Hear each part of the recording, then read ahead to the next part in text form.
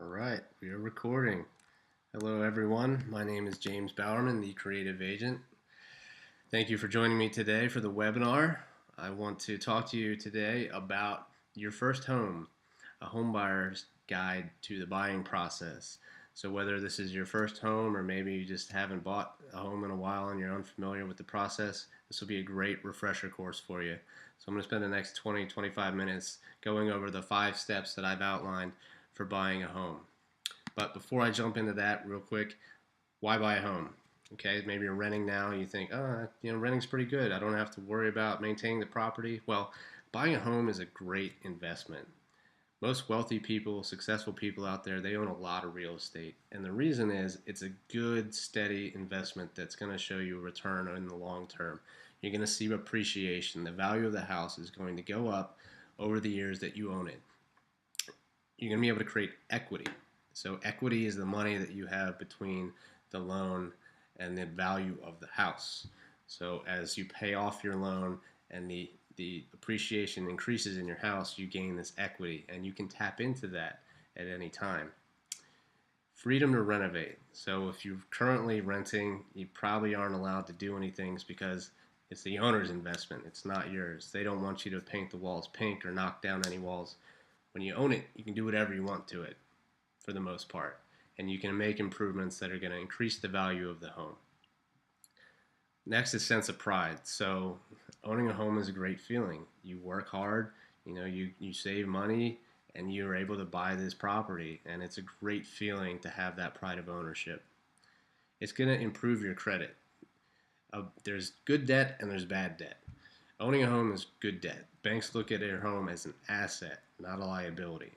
So you're going to be able to use that to your advantage, and it's going to improve your credit. And lastly, the tax benefits. So there are several tax benefits to owning a home.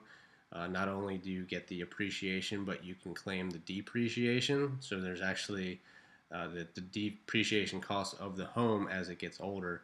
There is value, even though it gets worth more.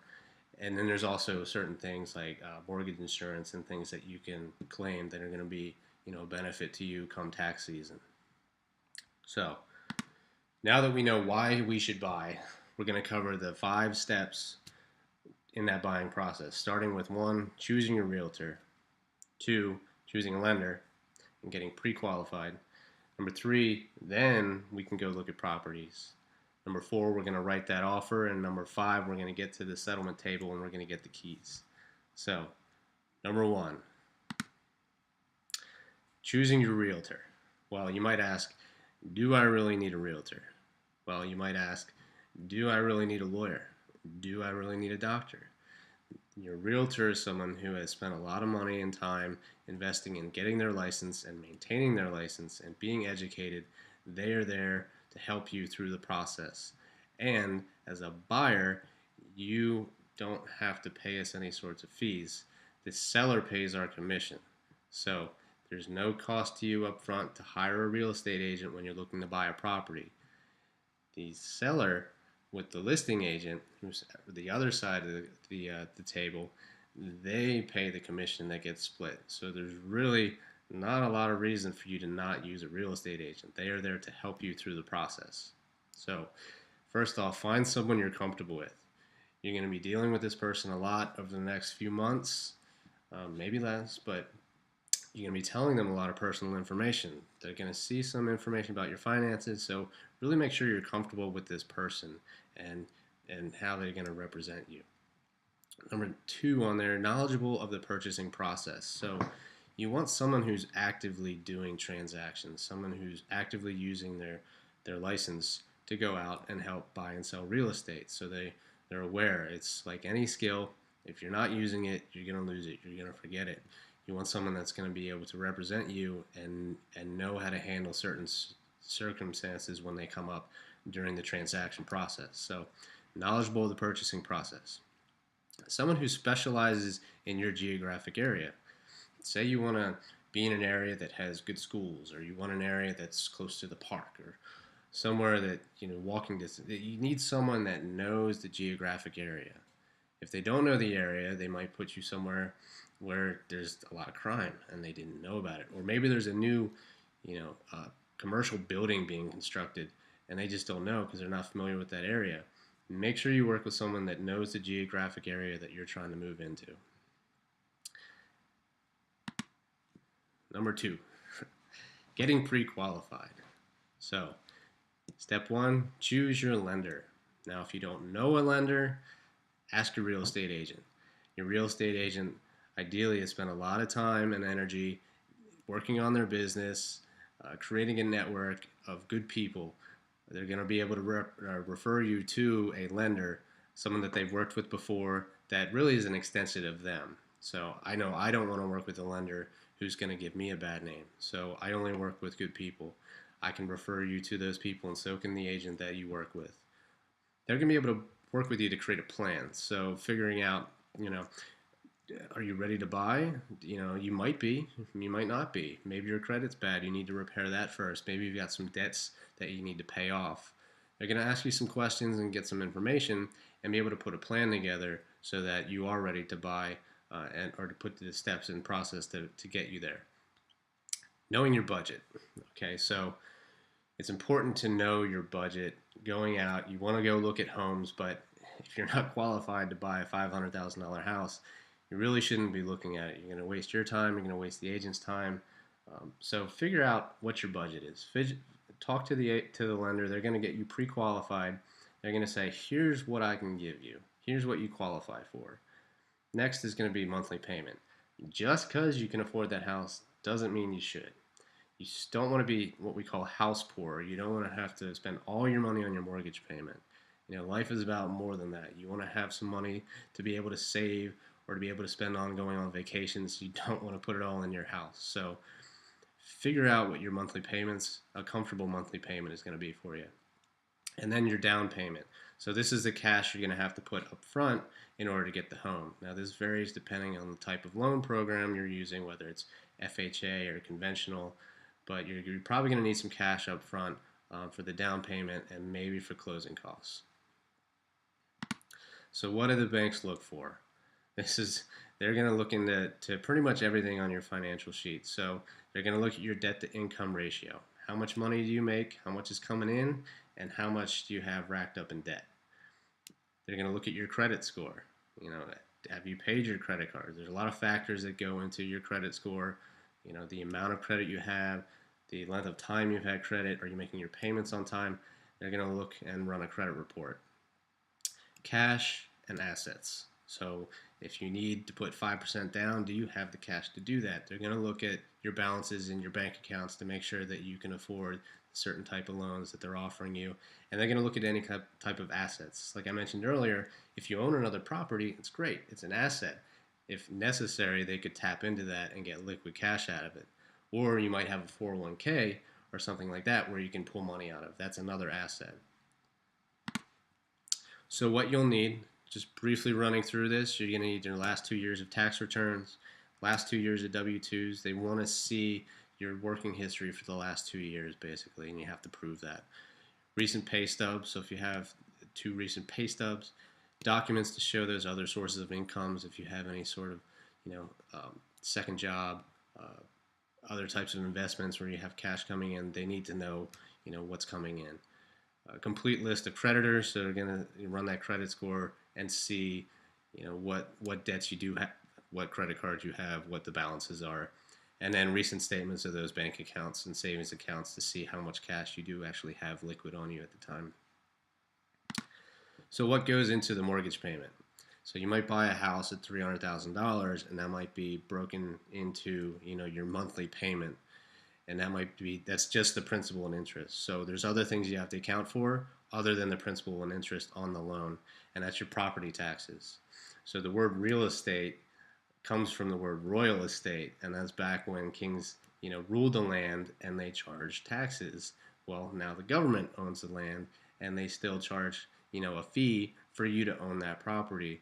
So you have a certain amount of money that you owe every year that you have to pay to the government. Now it gets broken out into 12 monthly payments and it goes through your mortgage payment. So it's important to understand what that is because you have to pay it. You stop paying your property taxes, you'll find out who owns the home real quick. Homeowners insurance. So if something were to happen, your lender's going to want to make sure that the home, not just the home that you purchased, but it's they have interest in it too because they gave you the loan. So if something were to happen, making sure that you can cover the damages, whether it's a fire or a tree falls on it, wind damage, you want to make sure that that stuff's cared for as well. You don't want to be in a circumstance where you're out of your home because you can't afford to make any repairs. So the home insurance is going to cover those things. And that's all factored into your overall monthly payment. And that's what you really need to figure out, what am I comfortable paying per month? Number 3, looking at properties. So we've done these other 2 things because we need to do those first. Now we can go look at properties. This is the fun part. So sit down, talk to your real estate agent, figure out, where do you want to live? That's the question I ask. Where do you want to live? Define your location. Figure out the area you want to be in. Do you want to be in a certain school district? Do you want to have a certain size yard? Define the location and where the property is going to be that you're going to look at. Define the style and the type of home that you're looking for. Do you want to be in a single-story rancher? Do you want to be in a townhouse? Figure out what those types of homes are so you can kind of narrow in on what you should be looking for. And then the physical features: how many beds, how many baths, square footage, how big is the house, how big is the yard, are you going to be putting in a pool? All things that you need to be aware of when you're starting to look at these criteria to help your agent really find out these properties and get you scheduled to see them. Garage, parking, upgrades, accessibility. Do you need a handicap ramp? Are you looking for something that's been a flip, something that's been rehab? All important things that you can ask your agent, and they'll be able to find those homes for you. Now, before you go, make sure you do put together a list of the homes that your agent should be sending you some properties, or you can be on Zillow or Trulia or Redfin or whatever your favorite app is out there. But put together a list and send those to your agent. They'll be able to schedule the showings. Each one is a little bit different. Sometimes people require a 24-hour notice. Sometimes there's a lot of interest when it comes on the market, and you have to schedule the available times, or just plotting out, we'll see this one first, this one, to kind of optimize the time and save on efficiencies to go see as many properties as you can. So create that list, share it with your agent before you go out and see the properties. Take advantage of open houses, but beware. So I say beware because the seller, their agent, they have a fiduciary responsibility to the seller. So when you go to an open house, there's going to be a real estate agent there. More than likely, they represent the seller, and they have the seller's best interest. They will be happy to help you and get both sides of that commission, but just understand that your agent has your best interest, and they're going to try to get you the best deal on the house. The listing agent does not have your best interest, so just be mindful of that. Be cautious with bank-owned homes. So foreclosures, everyone wants a deal, right? So, I'm going to go get a bank-owned property. Well, just understand that there's certain things with a bank-owned property, like it's probably going to be sold as is, which means they're not going to make any repairs. This could affect the different types of loans you can get. If you're dealing in a hot area where there's lots of investors, they're coming in with cash, and cash is king. So they're always going to win out if you're trying to do an FHA or a 203K rehab loan, which can be a nightmare. Just be mindful of that. Everyone wants this deal, but sometimes it's not really worth it. Making an offer. Okay, so we found the home that we really love. We want to buy it. We want to put an offer on it. Just understand that your offer is a contract. So you're going to sit down with your agent, and they're going to go through the pages and pages of documents and explain to you, this is an offer. They're going to talk to you about inspections and other addendums that they're going to be submitting, but it is a contract. As soon as the seller signs that, you are under contract. So don't make an offer loosely because you might not be able to get out of it. Purchase price. So let's talk about some of the things that go into the offer. Purchase price, number one, is going to be the most important, but there are certain things that can make an offer better or worse. Really, it comes down to, what is the seller going to net?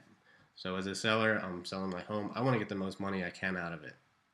You might give me a everyone wants to give that low offer, right? And then, they're going to counter and you're going to work it, but your purchase price is the most important thing. They're going to subtract the seller subsidy, or you might call it your closing help, or anything like that. How much is the seller going to give you, to help you with any expenses? This could be repairs, but there's going to be certain limits on this depending on the type of loan. So if you're doing FHA or VA or conventional, there's certain limits that they can give you with that. So just be wary of that. And that's subtracted from the offer, what the net is for the seller. So if I'm doing 3%, I subtract 3% from the purchase price. That's what the seller is going to be netting. Your earnest money deposit, this is something you have to pay for up front. It says, hey, I'm serious about this house. I'm putting some skin in the game. It's typically 1%. So if you're buying a $300,000 home, you're going to write a check for $3,000. You're going to give that to your agent, and that's going to get deposited as soon as the offer is accepted into an escrow account. But that is a cost you're going to have to deal with up front. Loan type and down payment. These are other factors that contribute to accepting one offer versus another. If there are multiple offers, is FHA offer versus a conventional, they might lean towards the conventional offer. Repairs and down payment. Sorry. So down payment too. If you're putting in a bigger down payment, again, it signifies it's significant of saying I'm more qualified of a buyer. It is more likely that the deal is going to go through in the seller's eyes. Repairs, credits, warranties, and inclusions. So these are all things that can affect that bottom line for the seller. So is his seller making repairs, things that's going to cost him to repair the property so that you're willing to buy it? Are they giving you credits for the repairs? Maybe they're not willing to fix something, but they're going to give you money towards that repair. Again, there are certain limits, so if you've already asked for the maximum, they can't give you any money on top of that. Now, there are ways to get creative with that, but I'm not going to cover that in this course. Warranties and inclusions. So other things you can help to negotiate the deal. You might say, well, I'm not sure about the furnace, but maybe if you just include a home warranty, which costs maybe about $400 or $500, covers them for the year. It makes you feel a little more confident in making that purchase. Or inclusions. I really like the patio furniture. Can we keep that even though it's not part of the house? It might be. You never know. It might be something the seller doesn't want to have to move, but everything is negotiable. So, and last thing is settlement date. So how soon can we get this deal done? Typically, you're looking 30 to 45 days. Sometimes, depending on the situation, you might need a longer settlement date. Maybe you have a property to sell, so you're going to be contingent on selling that property first. You need a longer settlement date, maybe 60 days. If you have another buyer who can get it done in 20, or a cash buyer who can do it immediately, who's the seller going to choose? So that settlement date does come into play if the seller is motivated to get it done quickly. And the fun part, negotiating. So another good advantage to having an agent is they should be an expert negotiator. They're going to be able to deal with some of this stuff, the emotional things that that you really shouldn't have to deal with. They're going to be that middleman to say, the counter and negotiate, starting with your offer. So when you're making an offer, I'd say start with a fair offer based on the comps. Everyone wants to shoot that low ball offer in there. Maybe we can get it for this, but take a look at the comps. If you really want the house, be fair, be realistic. The seller is going to counter. That's number two. So expect that. You submit an offer, even if it's asking price, you might see something come back. You never know. I've seen a lot of things, but expect that the seller is going to counter your offer. When there's multiple offers, they're going to ask for the best and highest. So they're going to say, hey, we've got multiple offers. How bad do you want it? Give us your best and highest offer. If you're serious about it, number 4, know your limits. Stick to your budget. You don't want to be house poor. You set that budget for a reason, so stick to it. If you have to walk away, you have to walk away.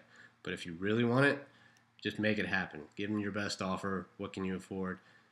That's going to help you get the house. And if you don't get it, stay positive. There's always going to be another deal out there. Every time a door closes, a window opens. I know it's cliche, but it happens. I see it all the time. So stay positive. Do not stress about the things you can't control. Getting to settlement. All right, so we've got our realtor, we've got our lender, we've looked at properties, we put in our offer, and we got it accepted. All right, now we have to get to the settlement table. We are under the clock now. Everything you put in that contract is starting with the earnest money deposit. You have to get that cashed out. Your agent, as soon as it's accepted, will put that into an escrow account, and you will get that back as a credit once you get to the settlement table. Now, if you can get out of the contract for any reason, sometimes you can get that back, sometimes you cannot. If you're dealing with a bank owned property, a lot of times you're probably going to lose that earnest money deposit. So just be wary and be serious when you write that offer. Inspections. So the first thing you want to do is get your inspections done. Typically, you have 7 to 10 days, depending on what you wrote in the contract. You want to get your home inspector into the house. If you don't have a home inspector, you know who to ask. Talk to your realtor. I'm sure they've worked with good people, and they will be able to get an inspector, get it scheduled, and get in there. And they will review the house. They will do the structural, mechanical inspection, and they'll put together a list. And you'll have a full report, and you'll be able to sit down with your agent then and talk about the things that you'd really like the seller to repair, and some of the things that you're comfortable with maybe doing on your own, or the things that really just aren't really necessary. Maybe it's something cosmetic. You know, the seller is not going to change the paint on the wall, so don't include that stuff in your repair requests. You can do other inspections, such as a termite inspection. Sometimes that's required. Mold, radon, you can get an HVAC company in there, a chimney inspection. Any type of inspection you wrote into the contract, you can get it done, but you do have to pay for it. You will be paying for each inspection out of pocket. Typically, the general inspection is going to cost around $300 or $400, depending on the size of the home, but always get an inspection. Next is the appraisal. So your lender needs to get an appraisal. They need to say, well, we said we give you this much money. Is that how much money the house is worth? If the house isn't worth that much money, they're not going to give it to you. So you might have to go back to the seller and start renegotiating. Or it could be higher, and then you get instant equity, which is a great thing when it happens. And then the title work. So all the title work is going to be going on behind the scenes. Again, if you don't have a title company at this point, you're going to be working with one. Your agent can get you hooked up with a good title company. They're going to be going through making sure there are no liens on the house and getting you a clear and free title so that when they give you the keys at the settlement table, it is yours and you have nothing to worry about. So let's talk about closing costs. Fun stuff. I'm not going to go into details on these, but you do have a lot of costs that are built into this thing that you will get. And you'll see all these costs before you go to the settlement table. So no surprises. Down payment, you're going to have to put money down unless you're doing a certain program where you don't have to, but you'll have your down payment. You'll have your lender fees. You'll have your title costs. You'll have your recording and transfer fees and taxes. You'll have your property taxes. You'll have any HOA dues, and then any buyer credits. So all these things will be built into the closing costs, and you'll be able to see those. And this is through, which I'll cover here in a second, your CD or your Alta. So again, this is a lot of stuff, and I don't want to overwhelm you. So ask questions as you're going through this process. Just if you run into something and you're just not sure, just ask a question. More than likely, you're going to find that this is a common question that's asked all the time, and we're very happy to answer those for you. So ask questions if you're not sure. Obtain your homeowner's insurance. I talked about this in the mortgage, and that's part of your mortgage payment. You need to take those steps to get that mortgage or your homeowner's insurance before you purchase the home. Your realtor can definitely, I know I've worked with a company that can get quotes and the best options for you for homeowners insurance, but just ask them, make sure you obtain that before you go to settlement. They're going to need that. Set up utilities. So you don't want to move into a house and not have any power or electric. Make sure you set those up before you move in. You can schedule that, whether you're using BGE or another service. I know BGE, you can just log online, create the account with the address, and say, I want to start payment on this date. Or maybe you want to delay it because you're not going to be moving in for a week. You don't want to rack up costs for not being there, so you might delay the start date. But make sure you set those utilities up, because usually there's a 3 or so day buffer in there that's going to take them to turn it on. So next is the loan acceptance. Now you get to the end, and hopefully the lender says, all right, you're approved, we've gone through underwriting, you're good to go, you're going to get the loan, we're going to settle on the house on the day we said we would. And they're going to show you this closing disclosure, or this, what they call the Alta statement, at least 3 days prior to settlement. This will show you a list of all those closing costs, everything you can expect to pay, and that you need to bring to the table. And you're going to need that because you're going to need to send a wire transfer to the title company. This is going to be for your down payment and any other costs. So you'll send that. We used to do certified checks, but due to securities, most of the time now you'll see the wire transfer. So at the closing table, we're almost there. We're sitting at the table. We're going to have to bring our photo ID. Make sure you have your photo ID with you so they can scan it and make a copy. Bring your checkbook, just in case. If the closing cost, the Alta has changed slightly, you'll need to have a check there to make sure that things go through. Or if you're owed money, they will write you a check at the table. So be ready to sign. Have a pen. You're going to be signing a lot as a buyer. Seller, not so much, but as a buyer, you're going to have lots and lots of pages for you to sign an initial next to. But it's a small price to pay to get the keys. So once you have the keys, everything is done, signed, you are good to go, my friend, and you are a homeowner, and you can move into that property immediately. So congratulations. Thank you for joining me again. You're ready now to go purchase your first home. We've talked about choosing your realtor and why you should work with a realtor, getting pre-qualified, choosing your lender, looking at properties, making sure you do these things before you start looking at properties, and then what properties you should be looking at, making an offer, all the things that go into making that offer, and making it optimized so that you will get it accepted, and then getting to the settlement table. So following those steps, having your realtor assist you to make sure that he stays on task for the inspections and the appraisals and all those things that need to take place to get you to the settlement table and get you into your new home. So thank you again. If you still have questions or you're ready to go and buy your first home, please feel free to reach out. You can email, call, or text me. My number is here, right below my creative agent guy right there. And again, thanks for joining me. I hope this was helpful, and I appreciate your time. Have a great day.